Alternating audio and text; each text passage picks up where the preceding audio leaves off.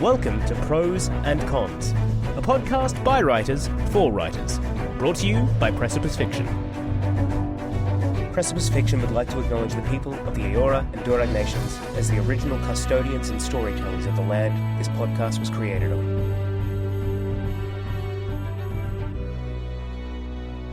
Hello, listeners, and welcome to a very special episode of the Prose and Cons podcast, where sometimes we feel like prose and sometimes we feel like cons. Today, I'll be your host, James Healy, and I will be interviewing my good friend, Matan Elul. Matan, why don't you introduce yourself to the listeners? Hi, I never thought I'll be in this position. Certainly not with you. I mean, in a good way. I'm happy to be in this position with you. My name is Matan Elul. I'm an English teacher by day. I'm exactly 1/6 of Precipice Fiction, for which I write and edit. And yeah, I'll say the rest in the interview, I guess. Perfect, yes. And yes, I guess I feel like it was a little bit of a, not quite an ambush, but, we did show up with, not so much, I guess I showed up with interview questions more than topics to discuss. So this is a couple of questions that I've been interested to kind of chat with you for a while now. So I'm delighted to get this opportunity. Essentially, yeah, where I wanted to jump in and start was, where do you think writing started for you, and when did you get into it? I know it's going to sound cheesy and a bit like a cliche, but I quite literally think I started when I was 5, 6 years old. And I think that's more of a credit to my mom than to myself. Okay. Because at some point in my very, very early childhood, I guess I started, making up crazy mumbo jumbo to her. And at some point, I assume she just went like, hey, we should write that down. So my first writing experience is me telling a story to my mom. I think I was 5 years old, maybe 4, 6, something in that range. And my mom just happened to be a graphic designer for a newspaper. So she knew a guy that knew a guy, and they put my story in the town newspaper. It's a very small town, like a few thousand people. And there it was. I wrote that weird story about a knight going to save his older brother from, if I recall, a rather wicked wizard. And yeah, I guess past that point, it's really just me pushing the limits of what my mom is willing to sit down and listen to. Like at first, it would be short stuff, and the next major thing was around 12 years old.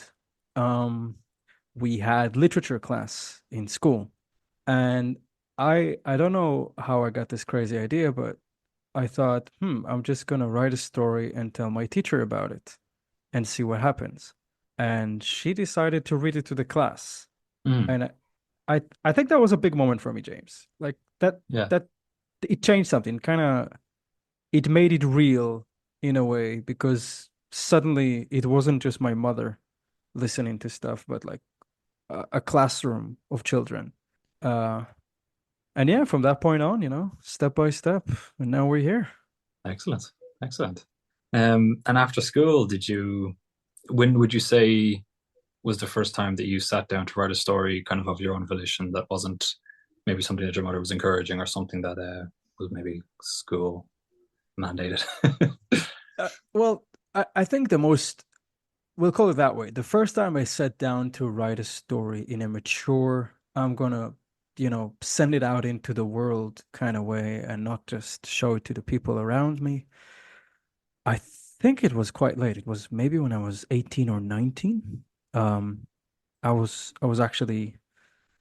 doing my military service, which is mandatory in my country, and I had a lot of time to think. And surprisingly, what came out were these rhymed, almost nursery tales about a lot of talking animals and stuff. And I found this website called Writers Cafe. I don't know if you've ever heard about it. Writers Cafe, no. I'll look at it.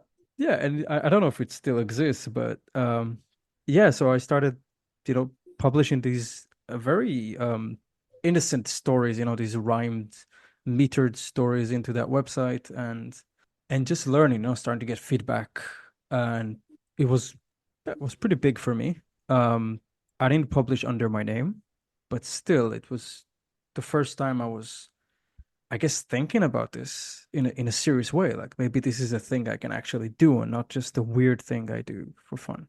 Cool. Okay. And you had something published as well, didn't you? A couple of years ago. Oh yeah, that that came unexpectedly. Well, maybe that's not the right word to use because I was actively trying to publish.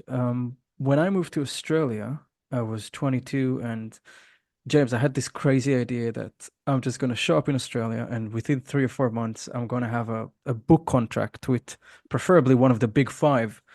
So Amazing. I show up, I show up in Australia with the manuscript for my first book. It's all ready. I'm like, okay, now I'm just gonna, find a job to pay the rent and send a bunch of emails, and that would be the end of it. And then I realized it takes sometimes it can take years, like literally can take a year and a half for a publisher to get back to you. Mm. So I thought, okay, what's the plan? And obviously, I did what all the clueless people do is I went on Google, and Google said, if you're a writer and you're trying to make it, you should write short stories because those get rejected or accepted much faster. So that can kind of help you build yourself. And I've been sending stories all over the place, like competitions, magazines, and maybe you know that experience. Like you send so much stuff to so many places that by the time you get an answer, you don't even know who these people are or what you've sent them. Yeah.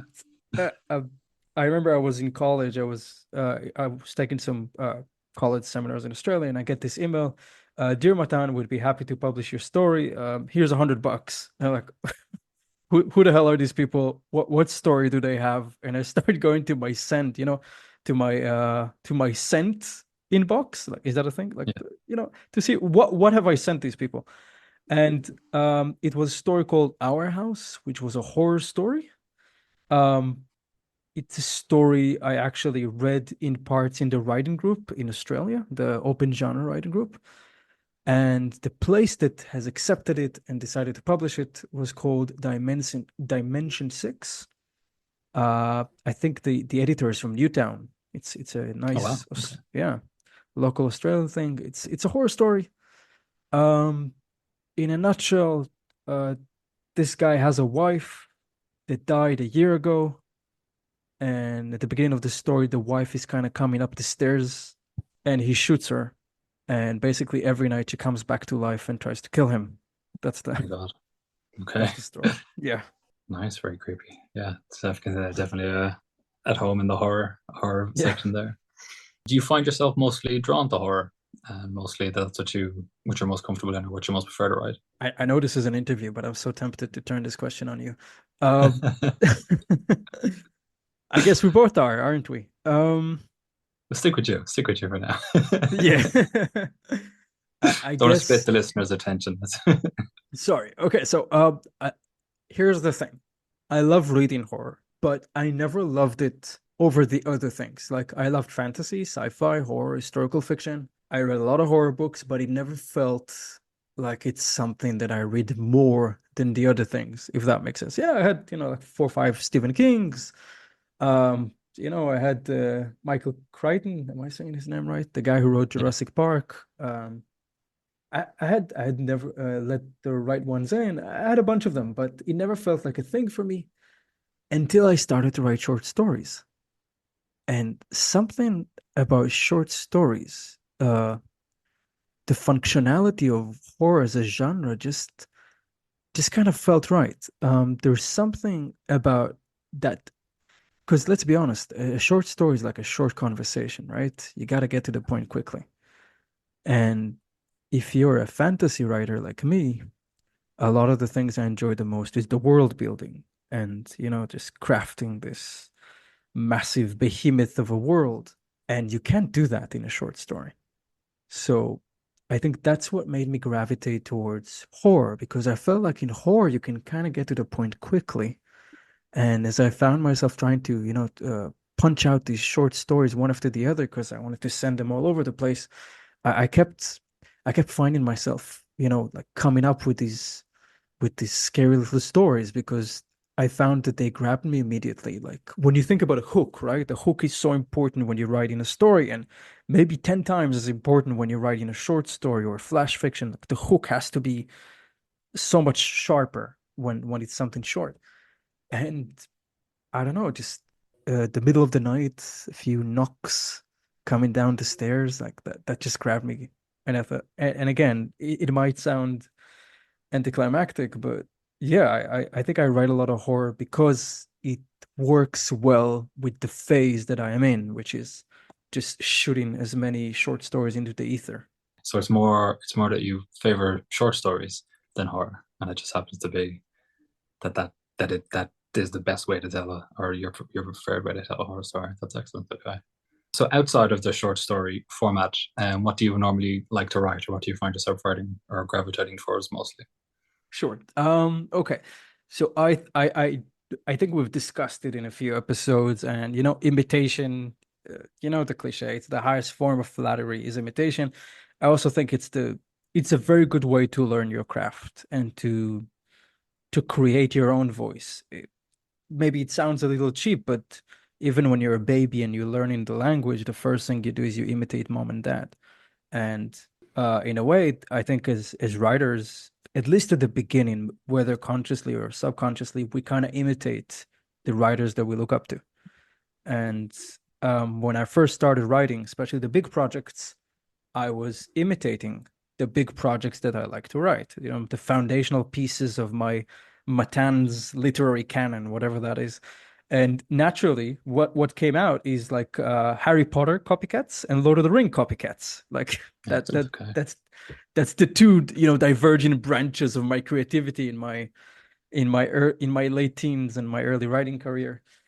And of course, Game of Thrones is going crazy back then. And it's like it's really hard not to have my knights say the F word early on in my writing because that's what you're getting. So my first serious story, I was trying to write a fantasy, and as I was writing it, I'm like, this is probably the uh disappointing stepchild of Tolkien and J.R.R. Martin. And then as I became more aware of, okay, it's okay to be impressed by these guys, but I still want to write Matan. I don't want to write, you know, I don't want to write Martin. I don't want to write Tolkien. And that's how I think I moved into something that ironically kind of drew from my late fascination with horror. Because horror, as I explained, kind of came into my life out of necessity. I read horror, I loved it, but writing horror was a necessity. It was like, okay, I need short stories that work for me. And what happened is that the projects that I've been working on the last 5, 6 years have been this kind of amalgamation of horror that came in because I needed it and the fantasy that I grew up on. And what came up is like this dark fantasy that I would like to think has the maturity of a Martin book, but also the innocence and the kindness that I would like to think is something that is Matan, something I put into my stories, which is the world is hard and difficult and reality is dark, but there is kindness, and it's worth telling stories about the kindness that we're capable of. And I think that recently I've been trying to do that consciously, not just let it happen naturally. Brilliant. So when you say consciously, do you mean instead of letting it kind of come across in the story, you've been trying to like purposely shape the story around that, or find the ways of expressing that throughout the story? Absolutely, absolutely. I'm really trying to find characters and situations in which kindness has a price, because I think that reflects how I feel. I feel that kindness is not always easy, and that is the kindness that we need to preserve. That is the goodness that we need to preserve. And in a way, having characters that care for each other and are willing to sacrifice for one another in a world that is dangerous, that is harsh, that it would make so much sense to just care for yourself. I think that's the beautiful part. Not to spoil, but that's what I've been trying to do. For example, in one of my projects, I have this character who's a drug addict, and he ends up being kind of this unlikely mentor for this girl who's having problems. And instead of going in the direction of, oh, he's a drug addict, he's harsh, he's jaded. Instead, I'm trying to show different aspects of, okay, he's got his problems, but that doesn't mean he's beyond kindness, politeness, caring, and that sort of stuff. And I think that's also what I enjoy to write, and that's what I feel is unique, especially because as we're reaching the subversion, so much of the content that we see nowadays is the subversion of genre, right? You see it in The Boys subverting the superhero genre, Deadpool and Wolverine, subverting with satire. That's everything is so meta nowadays, like it's almost too cheesy to have something that is a straight shooter, if that makes sense. Yeah. And that's the nature of art, right? You have cowboy movies, and then you have like the subversion of the Western. If you have True Steel and that kind of stuff, where the cowboy is suddenly this jaded, damaged human being. And maybe I'm just waiting in the wings for the wheel to turn by the time I'm ready to publish, for people to maybe want something that is a little um more of escapism, if that makes sense. Mm. A little bit more heartfelt and genuine as well, that it's kind of embracing back into what the genre was, or what it meant.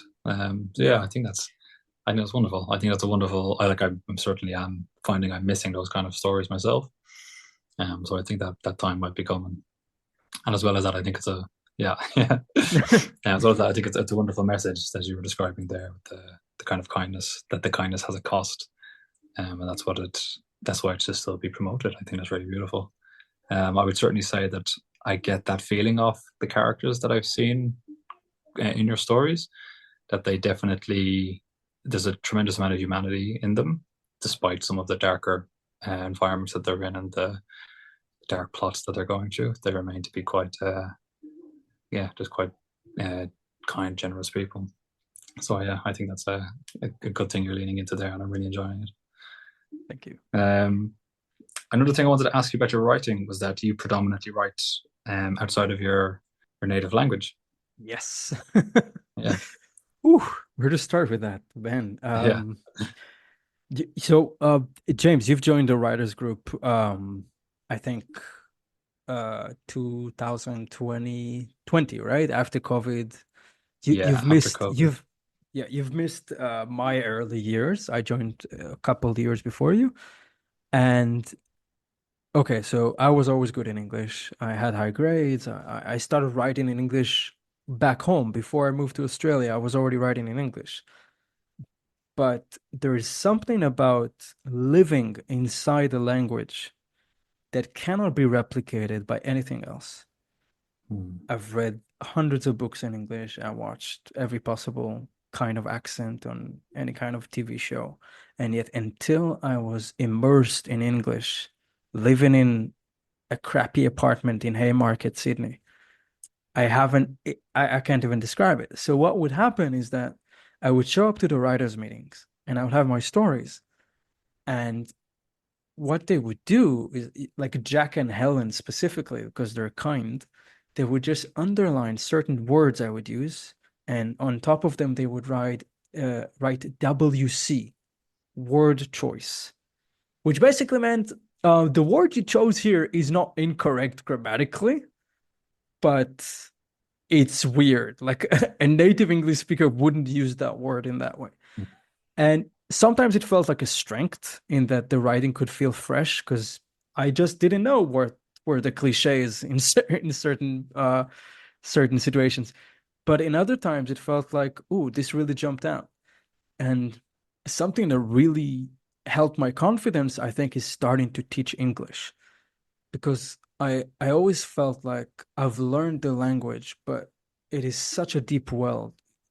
You have to, there's so much to it. And when I started teaching it, when I started really, getting to know the technical aspects of the language, that's where I found a new level of familiarity with it, a new level of confidence in my writing too, because now that I probably know grammar better than a big chunk of the native English speakers, for example. And having lived in Australia for 5 years, basically That was very necessary. And still sometimes I ask myself like, man, why'd you take the hard road? Why not just write in Hebrew? You know, that's your language that could have saved you maybe a few years. And again, similar to my answer for the horror question, it's a very pragmatic answer. It's just there are several billion people who might read it in English one day. Okay, maybe there are less than billions of people who speak English, but the potential is tremendous. Whereas um, uh, an optimistic assessment would be 15 million Hebrew speakers out there. So, yep, more readers. English it is. That was it. Okay, yeah. And it's been challenging, would you say, or would you say you took easily enough to it? In a way, it was incredibly challenging, but I just wonder. I wonder what it's like for you guys because when I write in English, it's almost like I'm looking I'm looking at the picture through a lens because there's my brain, there's this English veil that I'm looking through, and then there's the story. And obviously, the more I do it, the thinner this veil becomes, and maybe it's already gone. Who knows? But I still have that thing, and I always wonder. Like sometimes I would read one of your stories, and you would use such a simple word. Like I don't know, you would use the word veranda. I don't know, whatever. And I'd be like, oh man, I never used that word because it just doesn't Uh, come to me. And yeah, that's the kind of things that sometimes plague my writing process. okay, okay. Can I ask what you think you've learned about maybe about language in kind of having an understanding of writing in two different languages? Um, hmm. I gotta say, I've been doing a bit of editing to translated works recently as part of the publishing house I started to work with. So basically, what I'm doing is that I receive an English copy of a book that was originally written in Hebrew, and I kind of get to see the differences. And it Ah, also okay. happened, Oh, that's very cool. yeah. And it also happened that I used to read, like, for example, Harry Potter books 1 to 5, I originally read in Hebrew. And then I was impatient for 6 and 7, so I read them in English as a kid. But then I reread them all in English. And the same thing with Shakespeare. I was first exposed to Shakespeare in Hebrew, and now obviously I'm reading him in English. And there's okay, let's just put it out there. English is Frankenstein's monster. Okay, it's a bloody abomination, is what it is. It's been ravaged by several cultures with absolutely no regards for the poor students who hundreds of years later will have to deal with it. It makes no utter sense. Like, what's wrong with the letter K? Why are we ignoring it whenever it starts a word?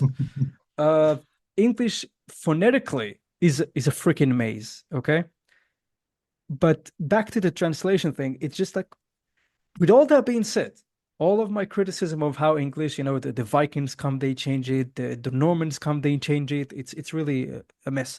With all that being said, it's such a beautiful language, and it is such a deep language for poems, poetry, for writing. It has such a depth in a way because it is so messy. Because you can, when you look at English, you can feel German influences, you can feel Latin influences, definitely French influences.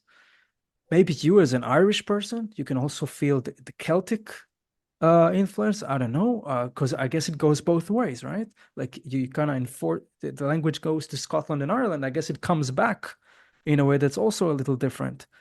Very And different, yeah.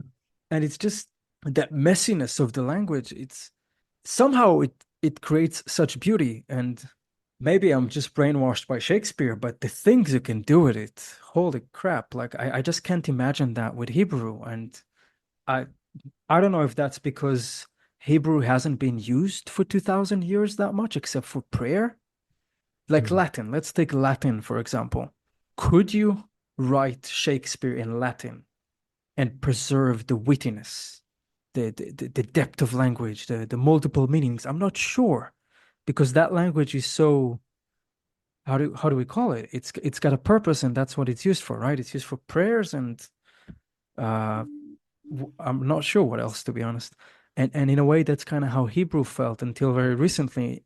in that you would use it to read the Bible, and that's about it. And slowly, I think it's growing in recent years. But yeah, that's my love-hate relationship with your language. Hmm. Oh, yeah, okay. I guess I'll take it. I was going to go in and say it's not my language. It's going to get all nationalist. Well, let's open it, James. Do you speak another language? No, I mean, I don't speak Irish particularly well, but the reason I was interested in the question was because the different way that the Irish language conceptualizes things and the different way that the English language conceptualizes things turns simple phrases like "I am hungry" in English into "I have hunger upon me" in Irish, and That's you might say that they're that's not like different. Spanish. That's a bit like Yeah. Spanish. In Spanish, you have hunger. You are not hungry. Hebrew Yes. Yeah. is very simple. In Hebrew, it's I hungry. Right. Okay. Okay. Yeah. Straight to the point. Okay, that's Straight to the interesting. point. Yeah. Yeah. 2,000 years ago, didn't have time. The Romans were Yeah. chasing them. Yes. Yeah. That's interesting. Yeah. I always felt that part of the reason that the Irish have a bit of a reputation for being poetic was simply that the Irish language lent itself very well to kind of maybe romanticism and poeticism a little bit. So that Mm. kind of helps things. So I was wondering if you know it's anything similar with Hebrew and working with Hebrew in English, because you definitely have a lot of very nice and kind of unusual phrases in your writing that I always find really stick with you, simply because they're like a little bit different. And I'm like, oh, I wonder if that's a Hebrew influence coming in, because if that's the way that they might phrase that in Hebrew. I'm sure it is. I'm sure it is. Yeah. Whether I like it or not, like that's what you get. Like, it is there. But yeah, living in Australia for 5 years helped me kind of like we've discussed it. To break the rules, you got to know the rules. So Mm, I yeah. feel like I still have these things, but I try to be more aware when I do it, like to know that I've come up with a phrase that's a bit off kilter, if that makes sense. Yeah. Yeah. To do it intentionally rather than, although there is an Yeah. art to, yeah, there is an art to capitalizing upon a mistake as well. But yeah, I know what you mean by doing Yeah. it with intention. So I'd like to ask you about your story Absolution, we've been working on. Oof. And I know I can see you getting Uh, tense. this is the equivalent of meeting your aunt in a wedding and her asking, "Why are you still single?" That's that's literally how this feels for me. But no, it's good that you're asking. Like, are you in general asking how's the book, or like, how is it doing, or um, just no, I guess what I letting me wanted to plug? ask. Yeah. Yeah, it's doubling as a plug, but I wanted to ask where does the idea, or look, before I ask, why don't you give the readers a little bit of an explanation of what this is, and then All the main right. question. I'll ask my main question after that. Okay. So I'll explain, dear listeners, if you're there. So basically, the story that I published in the New Mythic, it's called Glyphlight, and that occurs in the same world as my novel Absolution, which is not yet published. So if you've been Googling it while we're talking, it doesn't exist yet. But yeah, that was the whole point of the New Mythic. We were giving a taste of a bigger world. For me and Ali, that was literally a novel we were working on, and mine is called Absolution. And much like in Glyphlight, it is about a world in which a certain species of monsters has kind of pushed humanity to the brink. They are surviving. They have like a coherent society, but only just. And without delving too far into spoiler territory, the general idea is that we're meeting this legendary demon hunter, but we are meeting him after he had already failed. He had his chance to make a big difference in this world. It didn't work out the way he had hoped, the way a traditional story would happen, and not many of his allies have survived. And we're kind of seeing him at the post credits of his story, in a way. He's alone. He's drunk. He's all alone, and then basically he finds out that he has a daughter, and the daughter is the key to a lot of things, and she's got her own very particular set of circumstances to deal with. And the story is kind of this dual story, her side, his side, her side, his side, of kind of trying to find something of a peace in this world, and to figure out basically what happened to the girl's mother. And even though it's a fantasy story, what I was really excited about when I started writing it is the father-daughter dynamics, which is they've never met each other and they don't have a relationship. And imagine this situation where you suddenly have to make a relationship with a family member that you've never known, and it's not a distant cousin. It's literally your father, your daughter, and the person that you had in your mind, because I imagine that you do make a person in your mind, especially the daughter, because she knew she has a father and he's alive. So you create this image in your head of that person. And I'm guessing that you're kind of setting yourself up to fail, right? Because most of the time, this person is not going to be what you imagined. And maybe if you had your expectations really low, they're going to exceed them. But I'd imagine for the most part, they're probably going to disappoint you. And that was kind of the inspiration for that story. It's like, okay, so you meet your father. Now what? Like, okay, he doesn't live up to your expectations. Okay, it's actually a lot worse than you imagined, because your mother was all these beautiful things and she was everything to you. And suddenly you meet this other half. And how do you go from there? I've always been fascinated by the idea of, is our family who we choose or who we are given? And we almost take that choice for granted when it comes to blood relatives, right? Like, mom loves me, dad loves me, I love my siblings. It's kind of an automatic relationship. It is that, maybe that's why that's the foundation of our lives, because that one relationship that, if everything's okay, is there for free, right? It is automatically there. You can always trust that it's going to be there. But how do you start it from scratch? How do you make that relationship from scratch with all the baggage and with all the disappointment of meeting a person that isn't who you hope they would be? And all of that is basically mixed up with a lot of monsters and magic and demons and all the usual trappings of a dark fantasy book. So yeah, I wanted to write a story that's about monsters and, explosions and demons and all that stuff. But first of all, I wanted to be a story about family. And man, I'm gonna sound so cheesy, but about learning to, I guess, learning to love someone.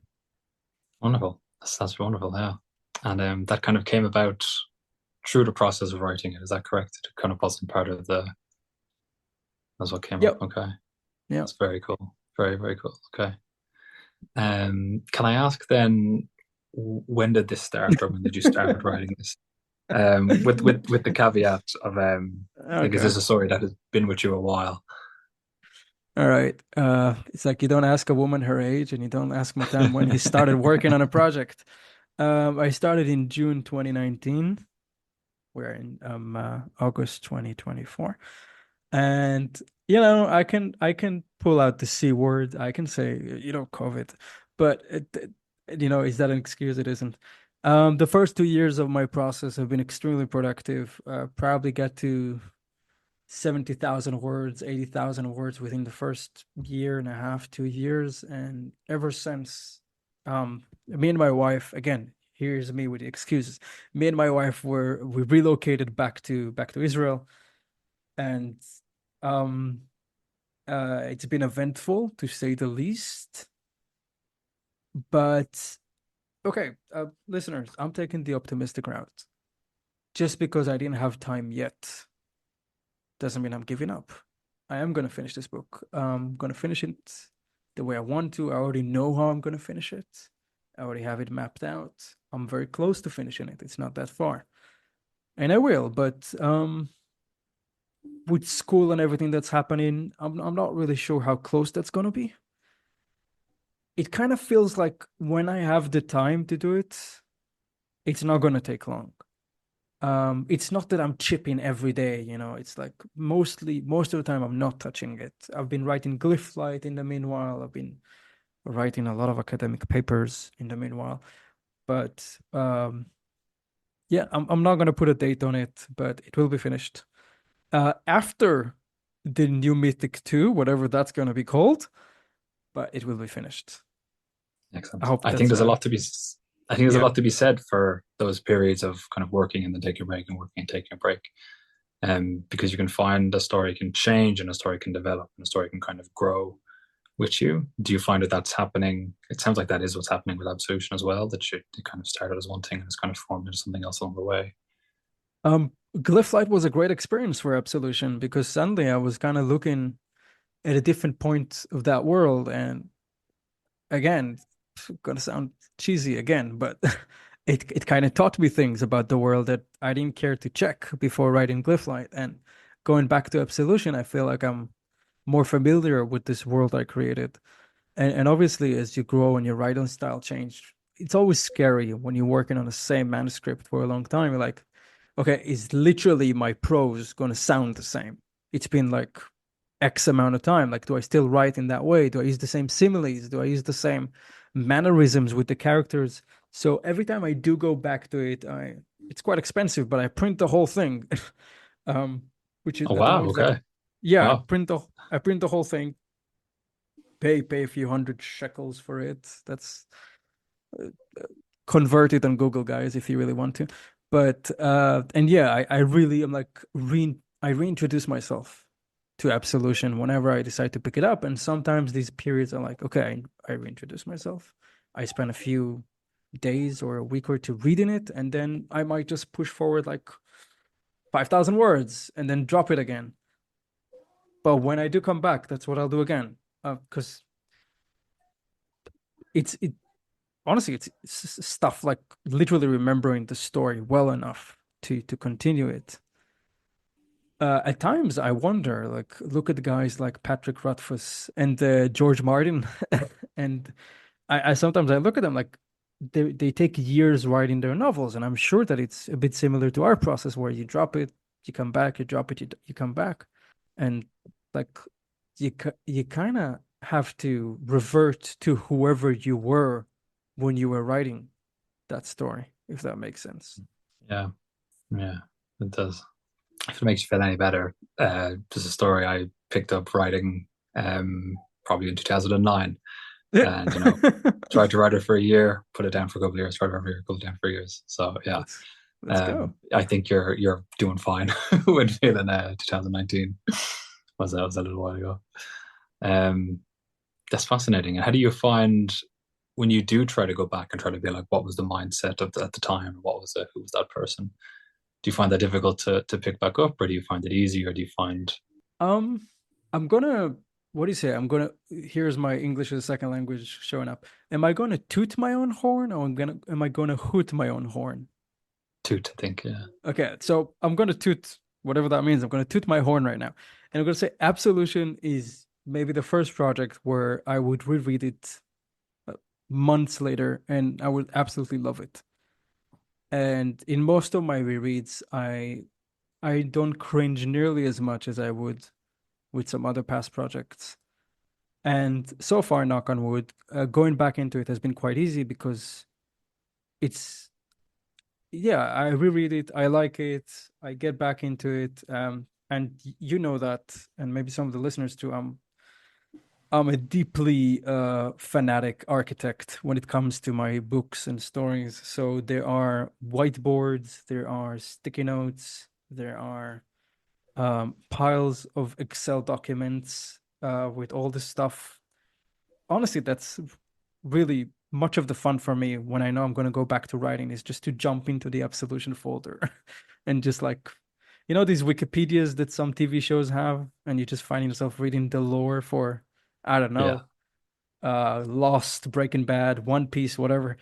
I've got that little local Wikipedia for my absolution, and I really enjoy digging into it. So it's a fun process. Yeah, I get that. That's very cool. Very cool. Brilliant. Well, yeah, thanks so much, Matan, for sharing that with us. I feel like this was a podcast of, or an interview of at least 3 or 4 questions that we probably could have gotten an entire podcast out of, because they were very interesting. I was definitely interested to get chatting with them about you. So thanks very much for giving us your time and getting into those with us.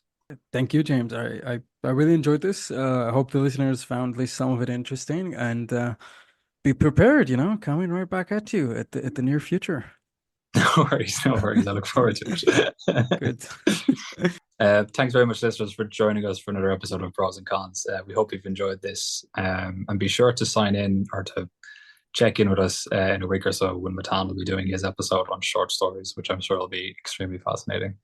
So leave us a like or leave us a comment on whatever you're listening to, and see you next week. Thanks very much. Bye. Thank you. Bye-bye.